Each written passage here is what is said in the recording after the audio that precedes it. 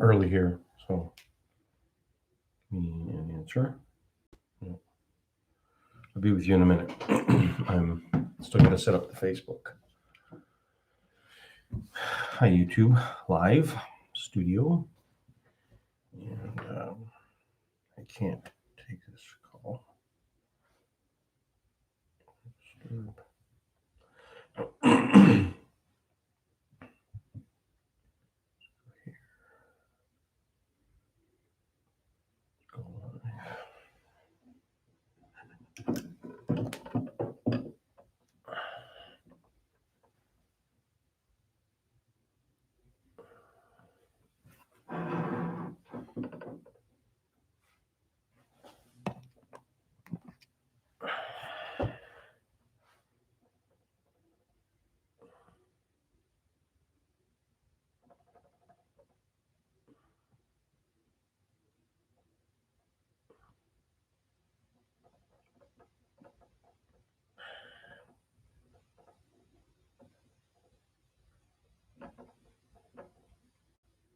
Leg and foot swelling. That's what the show is about. And just give me a couple minutes and I will be with you. Give a chance for people to show up and have some questions if they want to. Talking about, like I said, leg and foot swelling. Oh, hold on. I gotta take some supplements. I'll be right back.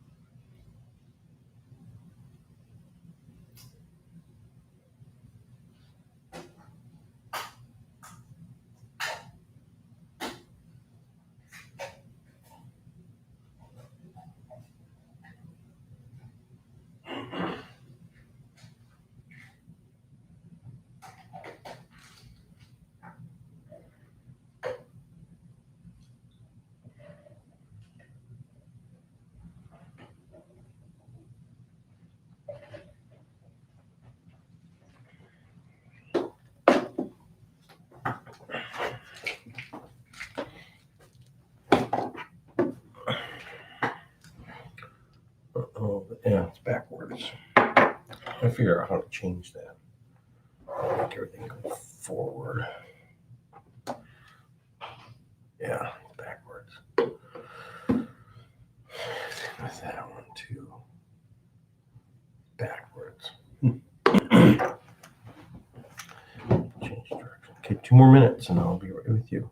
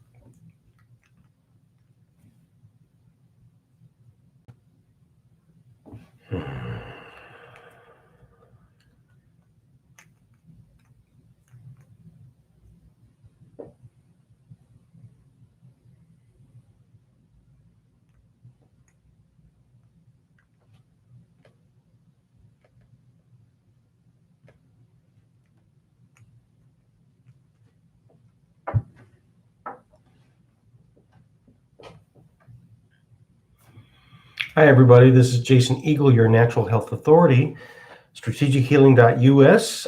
My Facebook page is Strategic Healing. My YouTube channel is Jason Eagle QRA. Patreon, like, subscribe, help me out if you want to. Share my videos.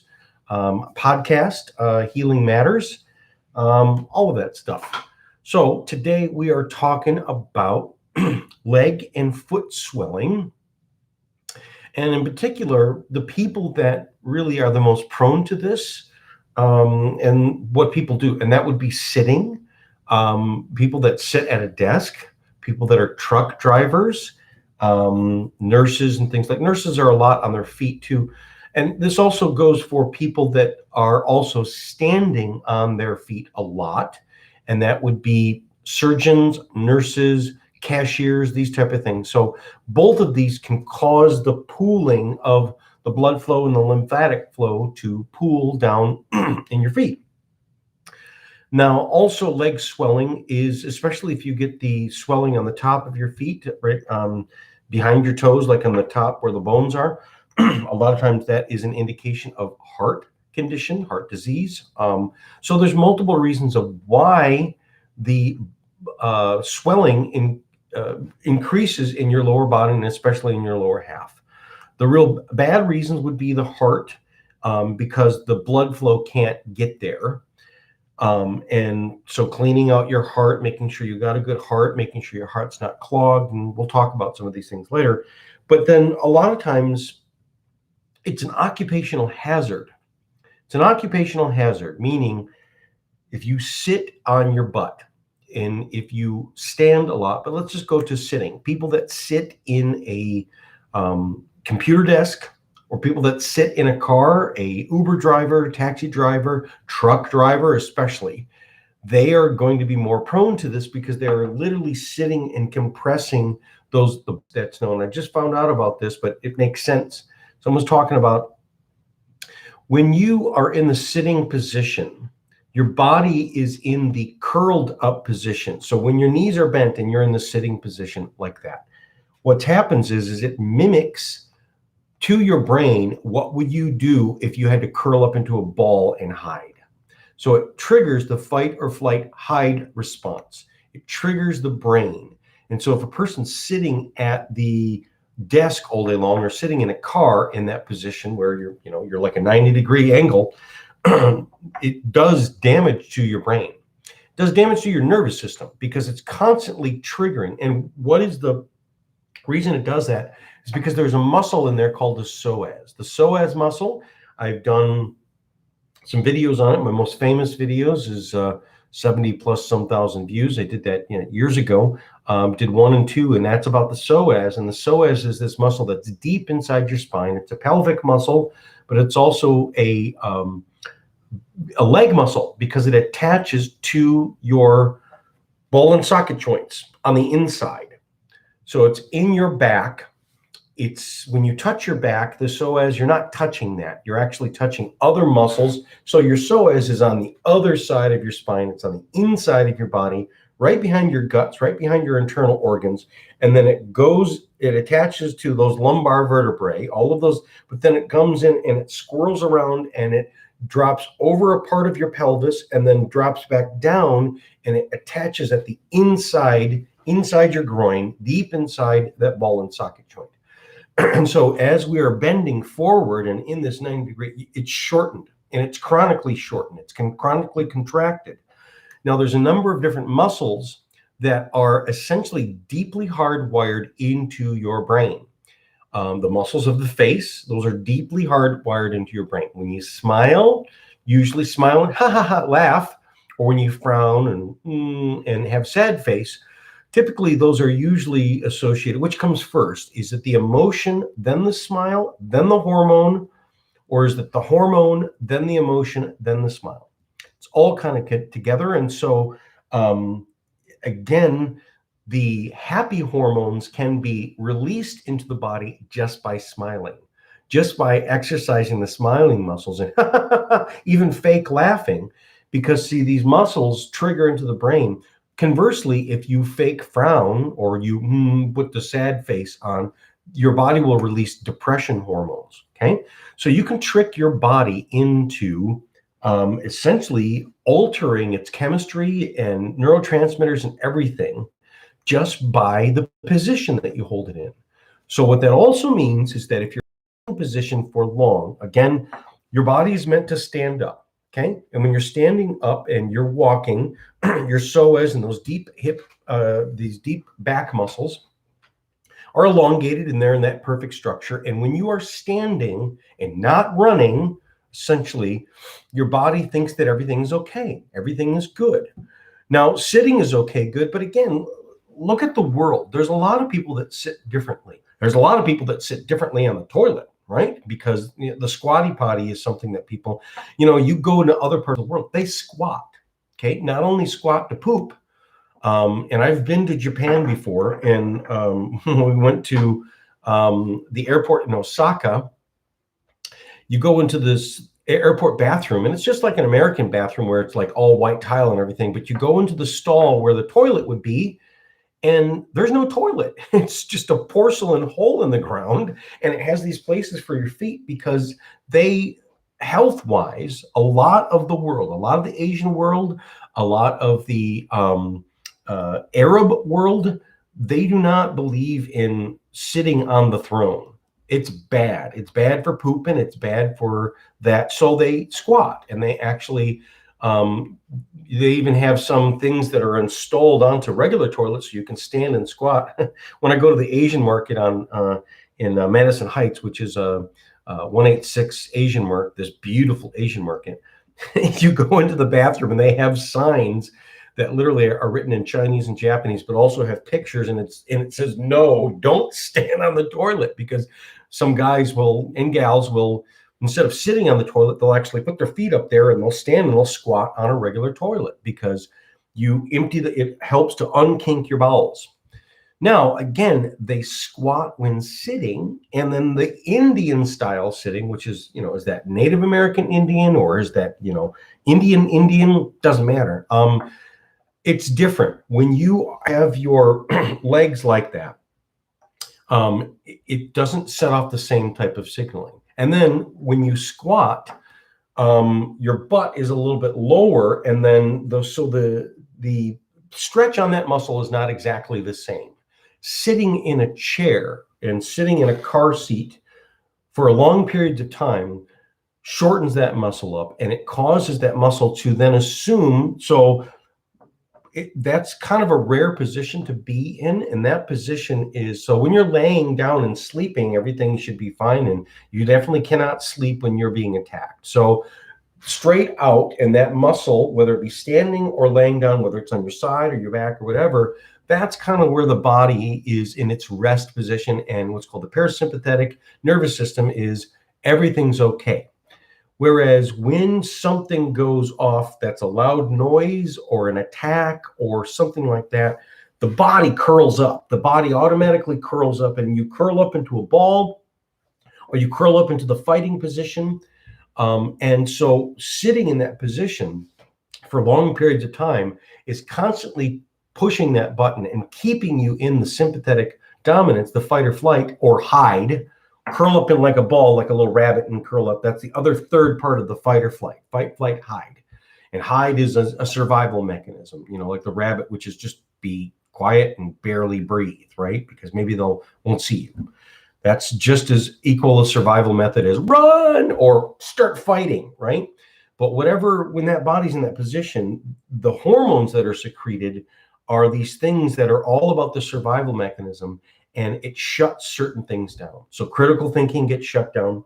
So quite frankly, people sitting in a desk doing computer work are literally not as smart. That's why when you look at a lot of the top professions, lawyers, other top professions that are on the computer a lot, they have stand-up desks. They actually have stand-up desks. They have these desks that convert where you can sit down, and then you push a button and it goes up, and so it brings your computer up to standing level.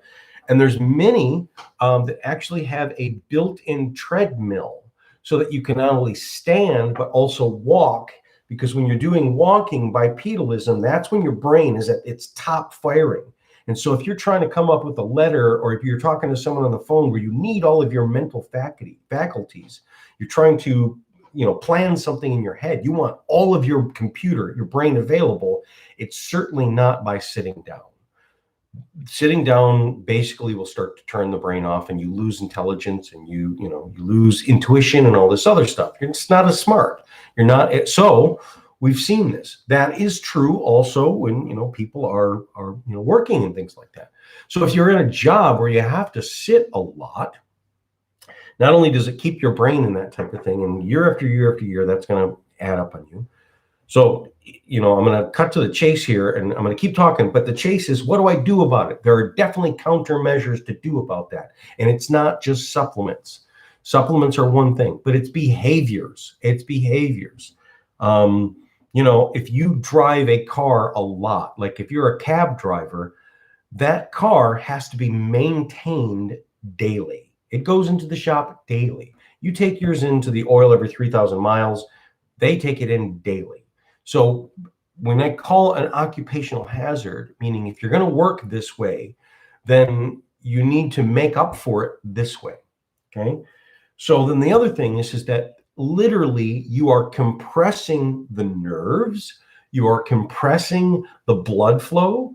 So when people have blood flow issues in the feet, and I've told this to a lot of people, and they're confused, but then the light goes on. They go, oh, wow, now I get it, which is if you have toenail fungus, okay, which, a lot of people do, it is because you have lack of blood flow, and it's lack of the bad blood getting out. It's bad blood. Why? Because toenail fungus is essentially it's a fungus, which is a mushroom. And mushrooms, like that thing that they say, which is a rolling stone gathers no moss, or a river does not have mosquitoes, right? A fast flowing river has no mosquitoes. It's not a swamp. A swamp and a still stone will gather moss. A still pond that doesn't have inflow and outflow and then just becomes stagnant will get stinky and swampy. And so the reason that people have toenail fungus and other things is because the blood is stagnant there, and it's dirty blood, right? And how did that happen in the first place? Well, we can talk about, number one, kidneys are an issue. So a lot of times when I have people that have leg swelling and we do the testing on them, we find out that their body tests for the Renovent, which is Premier Research Labs makes this great supplement called Renovent, which helps to clean the kidneys out.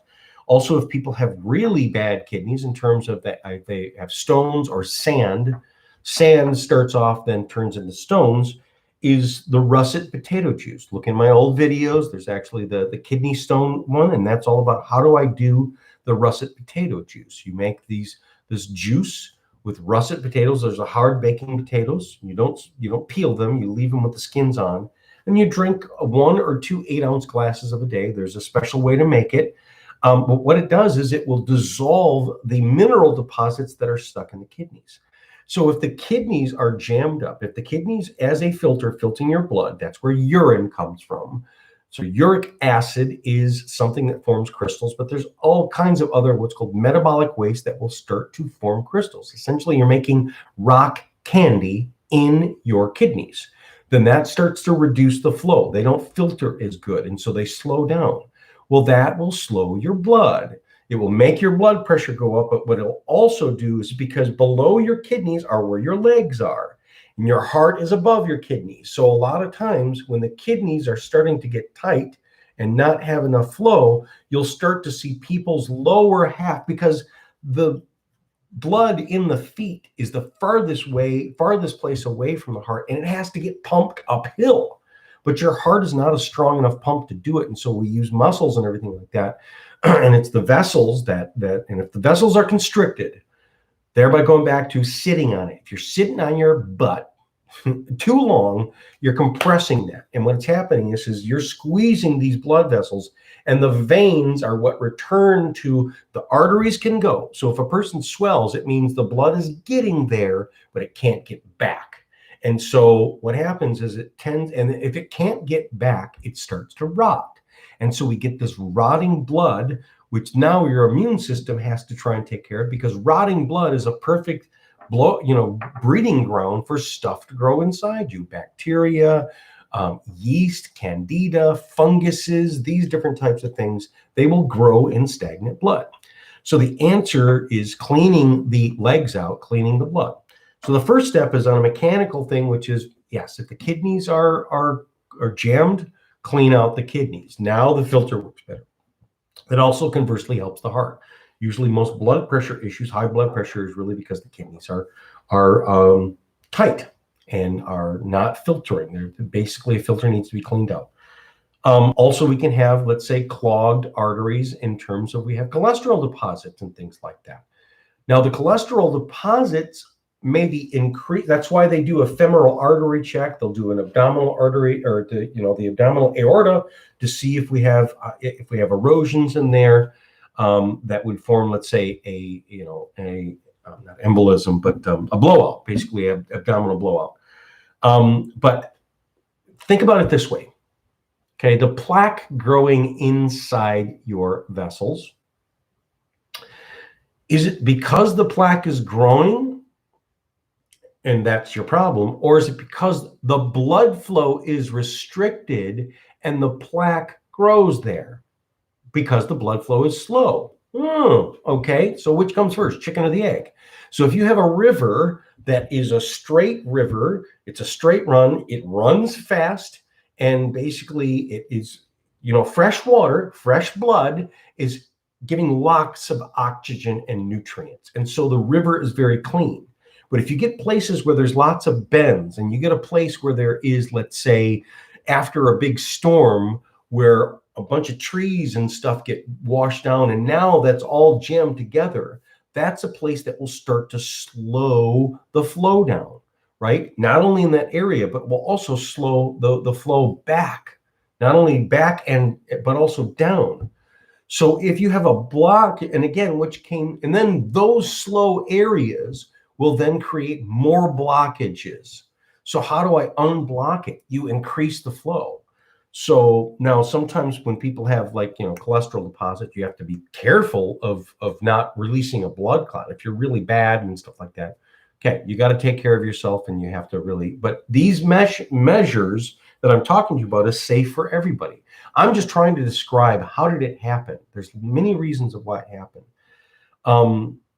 Again, the cardiovascular risk and stuff like that, you got to clean those arteries out. And there's lots of things to do that.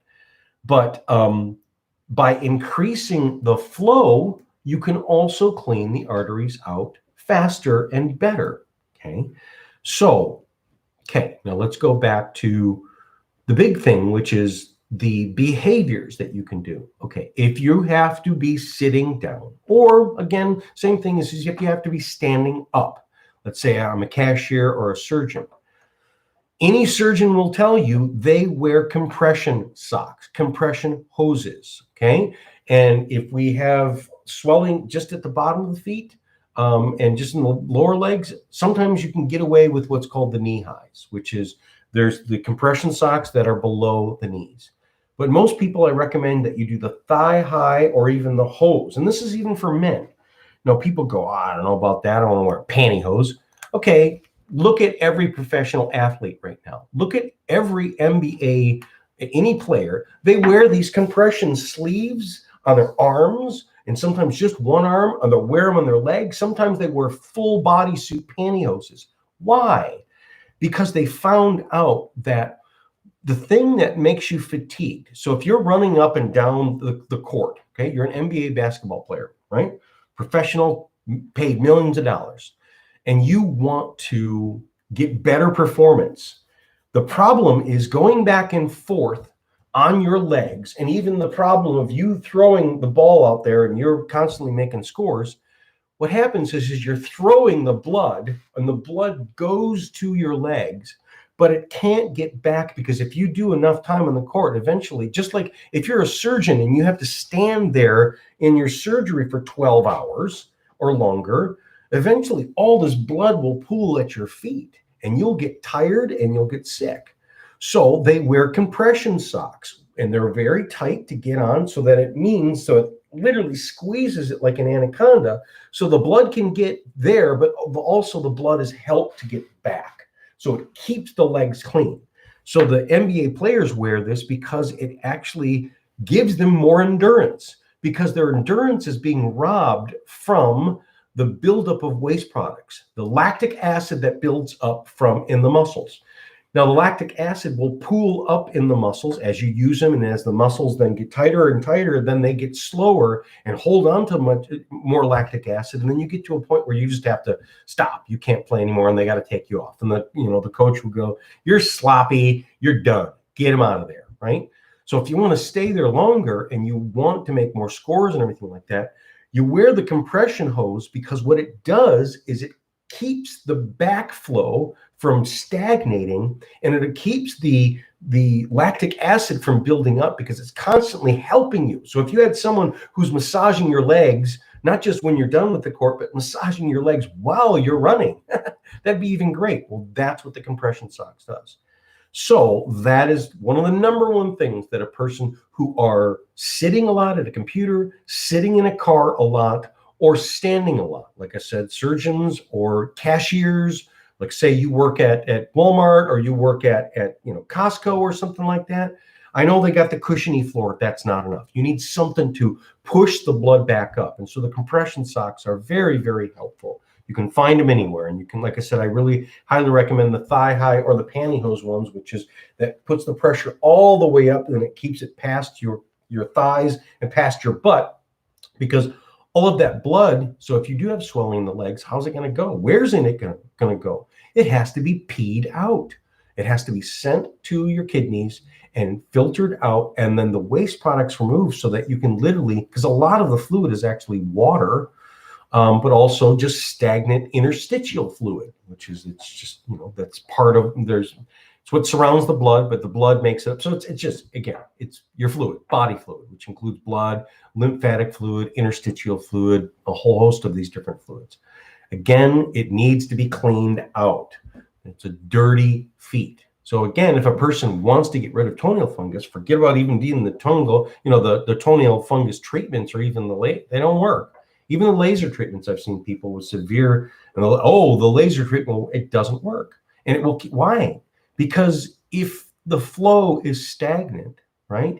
So weed killer works on, your dirt that keeps growing weeds. But if you stop doing the weed killer, the weeds will grow back. However, if you have very healthy land, very healthy dirt, I'm using this analogy because your body is the dirt, your blood is the dirt, your body is the same thing. An infection like, say, a toenail fungus is just like a weed. It's an opportunist infection that grows in low oxygenated areas. All infections, including even cancers and all these things. So talk about the acid, you're too acid. When you're too acid, you don't have enough oxygen. When you're alkaline, you're enough oxygen. So the secret is oxygen. And also the secret is dirtiness. Get the dirtiness out of there. The oxygen will clean stuff up, and because every cell has to breathe, every cell has to exhale. And one of my previous videos is your exhale is poop. So the blood that is bad blood, which is the veins, once the blood has delivered its oxygen, then it picks up a carbon. So now bad blood is literally carbon dioxide, which you exhale. And that's in your blood cells, which then has to be exhaled out of your lungs. That's a waste product. Oxygen's good, which has got to go to my toes, all the way down to my toes. But then the body has to then grab onto the junk, grab onto the garbage, and take it out with it. Don't let it start piling up in the kitchen. So when you increase the blood flow and get the oxygen going and clean the body up, especially the legs and feet, you will see the swelling, and then the conditions of stinky feet, the dirty feet, the toenail fungus, that type of stuff will go away, because it's only growing there because there's not enough oxygen. So if you increase the flow, so the compression socks is number one. That's a mechanical thing. You need help. Number two is you also need other help, and this other one actually helps for not only getting that blood flow out, but it also helps with this other condition that I was talking about, which is the psoas triggering a fight or flight response because of the sitting. This is what's called a vibro board. There are these board things that you plug into the wall, And we have one, and I forget where we bought it or something like that. It costs like $139. It's got a little remote control, and you can set it up so it goes. And what it does is it wobbles back and forth, and it goes slow or it goes fast. And you stand on it. And when you stand on it with your feet close to the middle, it kind of jiggles you a little bit. When you put your feet way out to the side, and it jiggles you from the hips. And you can stand in different positions. You can sit with your legs going like this, sit on a chair, and it will bobble your legs. But I recommend standing. So if you are, for instance, doing a lot of standing, you do this after work. If you're doing a lot of sitting, you do this after work. You stand on this vibro board. And again, it loosens up your core. It loosens up your hip. It pumps the blood. It pumps the lymphatic flow. It just basically shakes you, like shaken baby syndrome. And it's essentially standing on it for, I forget how many minutes, but the equivalent of walking a mile or miles, because it's exercising the muscles. And it's also exercising, in particular, the tendons, or what's called the Golgi tendon units. Every muscle attaches to the bone, and it attaches to the bone through a tendon. And there's very special cells, brain cells, which are called the Golgi tendon unit, which essentially go directly to your brain, because that's how your brain figures out how much pressure is on the muscle and how pressure is on the bone. Because if you put too much pressure on the bone will snap. So if that muscle, because muscles will snap bones. And so all of the pressures and signals are being read at what's called the Golgi tendon unit. So if you're doing body work, deep tissue work, or the trigger point therapy, or the acupressure, that's where a lot of the best work and release comes from. Is not in the belly of the muscle, but the attachments, called the Golgi tendon unit. Now, that's what you see some of these new, those new machines, the thumper type of thing, blah, blah, blah, blah, that people go, oh, God, that's great. When you do it right on the bony prominences, it releases the Golgi tendon unit, which then tells the brain to relax that muscle. So I can squeeze a tight muscle and force it to relax. But if the Golgi tendon units are too tight, it will go right back to being tight, because that's not the thing that's been released. So the thing that's great about the vibro board, and especially like I was talking about the psoas. So if you spend 10, 12 hours sitting there, getting up every once in a while, but sitting back down, come back home and then get on your vibro board. If you've been sitting in your truck for 11 hours, stand on your vibro board, stand there for anywhere from 2 to 5 minutes, right? Then as soon as you're done with that, then what you do is you lay on the floor with the legs on the back of a chair for 20 minutes, what's called super elevation. Or you can lay on a bed with like the couch pillows or cushions, so that you're not just a little bit of elevation, you're like this. Your head and your body is on the floor or on some flat surface, and your legs are way propped up, because your feet are way above your head. You want them uphill, way uphill. And then gravity will drain those legs. But this works better is if you release it with the vibro board, releases the tendon and pumps the fluid and stuff like that. And then you hang it upside down, basically doing super elevation. The legs will drain, and it will drain. And for every bad thing that comes out of it, a good thing goes back in there. So if you then, after doing that in elevation, you then stand up or you lay down or whatever, and you can do it right before bed, then the blood flow, so it's out with the bad and in with the good. And it's like squeezing the legs like a sponge, but it's also draining the legs, okay? These are mechanical things that literally help to, are countermeasures. If you're gonna do ever so much of this, then you have to do so much of this. That's where I get into the next thing, which is those big bouncy balls, those great big balls.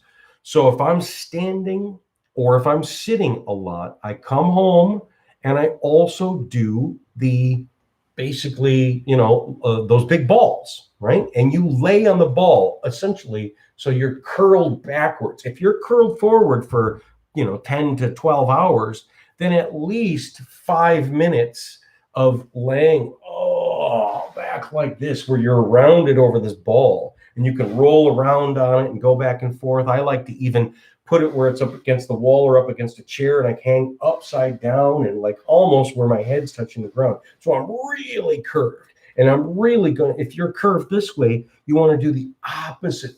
yaw and open it up. And a lot of times you'll see people, like, even swallowing is inhibited because their head is so forward, and they'll start to pinch on their throat. So when the people start to crunch up as they get older, you'll start to have swallowing issues, hard to get swallow pills and stuff like that. It's because it's all, your esophagus has been all shortened up. Well, how do you fix that? You stretch it the other way. You literally bend it the other way. When a book has been folded over and, crushed, you then go the other way and bend it the other way and then put another book, and eventually you can iron it out. You're essentially trying to iron out your body, straighten your body out. And if you spend so much time curled over like this, and curled over sitting, in a chair or a car, that's constantly triggering your brain to be in this fight or flight type person. Whereas the opposite, which is standing up, and even opposite.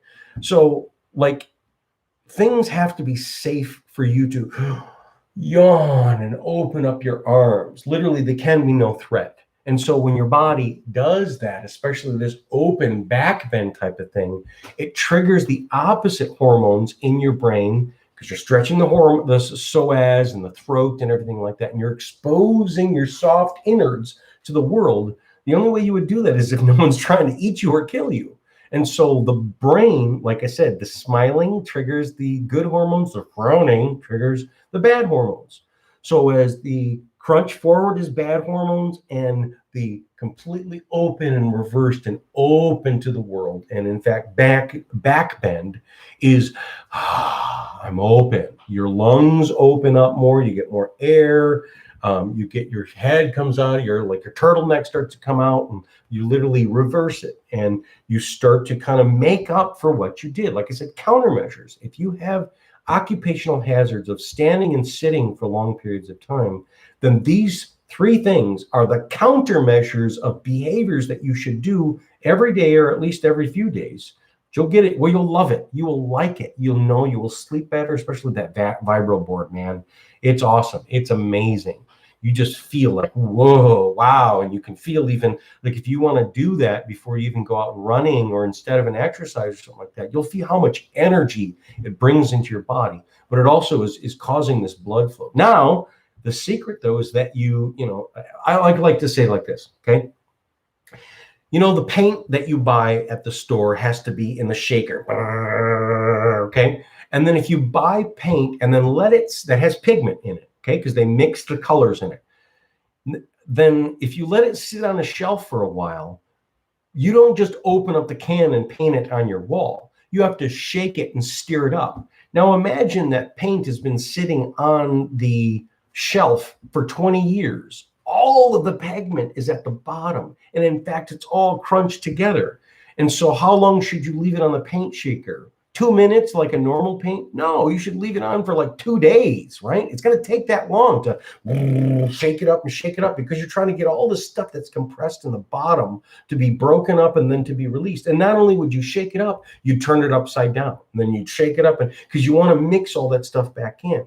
So that's what happens with your legs, is that all of these particulates, again, when people got gout, that's why. It's because all of these particulates, these crystals and metabolic waste that are basically the dust of your blood, your dusty, dirty blood, then accumulates and essentially fills up your toes. And if you want to heal that and get rid of that, how are you going to, it's got to get out of there. And it's not just your blood flow. It literally has to be squeezed out of there. And since you're always standing or sitting and it's at the bottom of the hill, basically you use gravity, the reverse of gravity, and stick it upside down. So like I said, the shaking it with the vibro board and then putting it upside down in super elevation will literally, the world will help to clean those legs out. These forces in the world will do that for you. And not only will you clean your legs out, and you'll see shrinking and stuff like that happen in these legs, but also you will get healthier, because see, dirty legs, dirty feet, the stagnant blood, because it's always prone to grow infection, it's actually an immune stress. Your body's immune system is now working overtime, because there's essentially pirates growing in your body, but they're growing in this dirty blood. Right now, if you clean those legs out, and now it's just as clean as your upper body, and you got great blood flow and all this other stuff because you've mechanically pumped it and also kept the filters clean.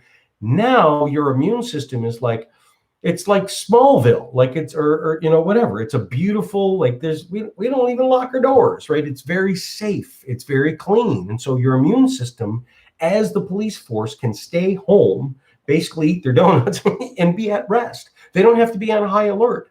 So dirty blood and dirty, essentially, that's where the disease process. If you look at a tumor or a cancer or a diseased organ, let's say heart disease or lung disease or anything, where did it start? It started because the blood flow, it got too acidic, which cut off the oxygen, and then the blood flow, or the blood flow first and then the oxygen. Either way, it's a slow flow and it becomes stagnant, right? So the malaria carrying mosquitoes is growing in the stagnant water. Whereas in the good, fresh, clean, there are no malaria mosquitoes. They can't grow there. They can't because number one, the flow is too much, so they can't lay their eggs there. But number two, there's too much oxygen in the water. It's the same thing as your blood. If your blood has lots of oxygen and carries the waste products along, it's clean, it's the right pH, and nothing bad can ever grow. And if it does grow, your body will be on it quick and it won't let it, again, no stone gathers moss. A rolling stone gathers no moss. So as long as your blood is flowing good, then you're going to be clean. And then these things about modern disease, they can't take hold. They cannot. Now, a lot of people say, well, it's the alkaline, so we need to alkalize the blood. Well, again, it's the flow. It's the flow. You start to become acidic when the flow is reduced. So like I said, which comes first, the chicken or the egg? That's why, like I was just telling a person yesterday, if you want to know what is the top in health and what to do for the top of health, just follow the professionals that spend the most money on their body. Follow the professionals where their body is their business. The multimillionaires that are football players and basketball players, and I've worked with professional athletes, professional basketball players, and I've been in their houses, and they have this equipment. They have the oxygen generators. They have, they wear the compression socks. They have their own private chefs and things like that. They have what's called a compression chamber. What is it called? I can't think of it. But basically, it's it's like Michael Jackson had. Oh, he sleeps in oxygen. Yeah, duh, because it keeps their body clean. And they have all these other things. Again, they have the best lasers. So these like 40 to 50,000 watt lasers that are really good chiropractor, Dr. Manila here in Michigan. He's got this super powerful laser, very expensive laser. I think it's like a 40,000 watt laser, like a class 4, super powerful. And again, these guys that get injured and then go off, and then the guy uses the thumper, and then they put the taping on, and then they do the laser, and then they put him back out there. It's because it works, and it's better than if you can treat it before you actually have surgery, then you don't have to have surgery. But what we're starting to see is, like I said, follow these guys. And what they're doing is they're doing more of this passive stuff. Before it used to be, we got the greatest surgeons and we'll replace your joints. Those joints don't last forever, and it's not the answer. So what used to be the top in terms of professional athletes are now becoming less invasive. You're starting to see the taping, the kinesio tape. That's the volleyball players that put that tape on. You're also seeing, like, for instance, and also who did the taping was Michael Phelps of the swimming. What's the other thing that you've done? He has these big hickeys all over his body. That's called cupping.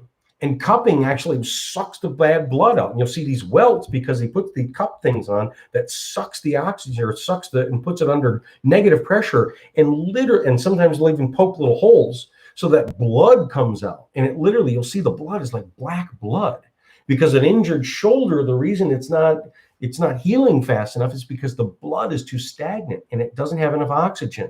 So the cupping is literally something to pull the blood out, bad blood. People, when they say the ancient people in the past were like barbarian crazy because we did bloodletting.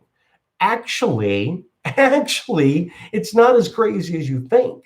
A lot of people, when people have problems with their blood chemistry, one of the things that the doctors say is basically just donate blood. Don't have them put it back in you, but donate blood. Because when you get rid of the bad blood, your body will build new blood, and the new blood cells that they build are clean, fresh and clean. So you can clean your blood out by actually getting the blood out. Now, you can also clean the blood out by pumping your body, squeezing your body.